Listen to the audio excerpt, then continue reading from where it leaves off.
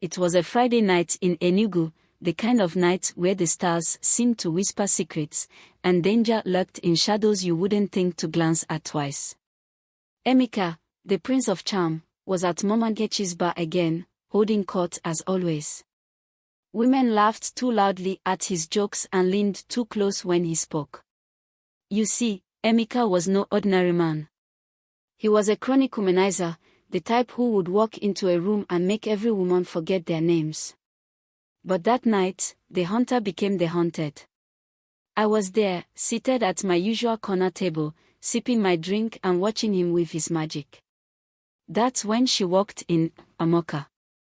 She didn't walk, she glided, as if her feet barely touched the ground. Her beauty was otherworldly. Her dark skin glowed like polished ebony, and her eyes, oh, those eyes, held a strange, magnetic pull. The entire bar fell silent when she entered, like the air had been sucked out of the room. Emeka, of course, was instantly captivated.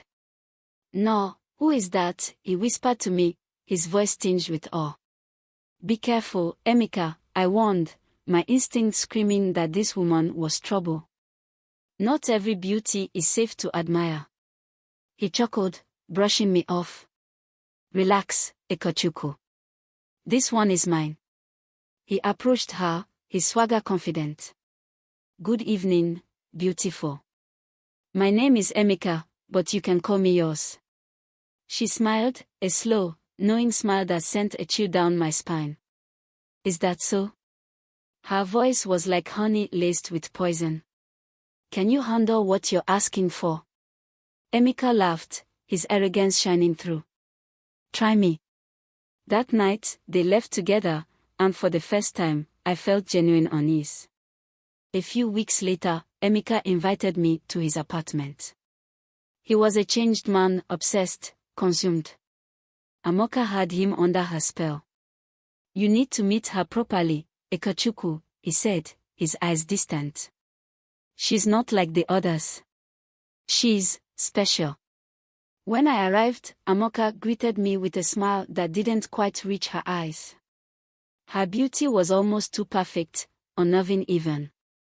As we talked, her gaze lingered on me too long, her words always layered with double meanings.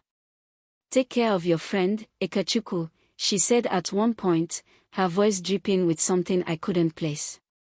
"Some men don't know when to stop playing games." Her words stayed with me long after I left.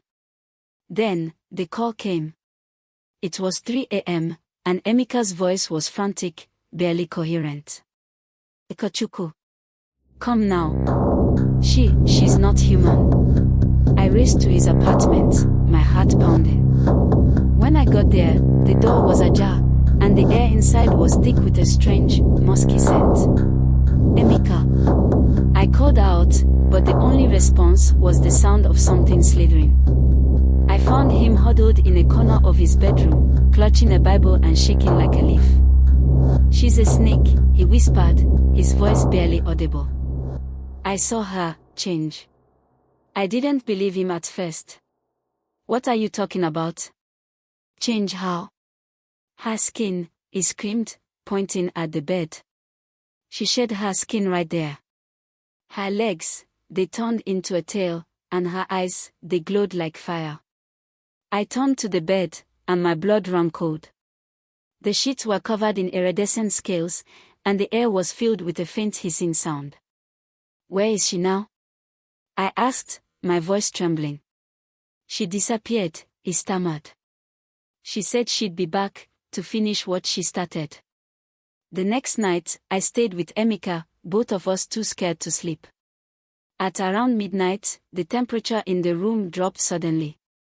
The windows rattled, and the faint hissing grew louder. "She's here," Emeka whispered, clutching my arm. The door creaked open slowly, and there she was. Amaka, or whatever she truly was, stood in the doorway, her form shifting between woman and snake. Her eyes glowed with an unholy light, and her voice echoed like 1,000 whispers. "You thought you could use me like the others," she said, her tone icy. "But I am not like the others, Emeka. Please, Emeka begged, dropping to his knees. I didn't know. I'm sorry. She laughed, a sound that sent chills down my spine. Sorry. You think sorry can save you? Men like you must learn that every action has consequences. She slithered toward him, her body fully transformed now. Her serpent's tail coiled around him, and for a moment, I thought she would end him right there.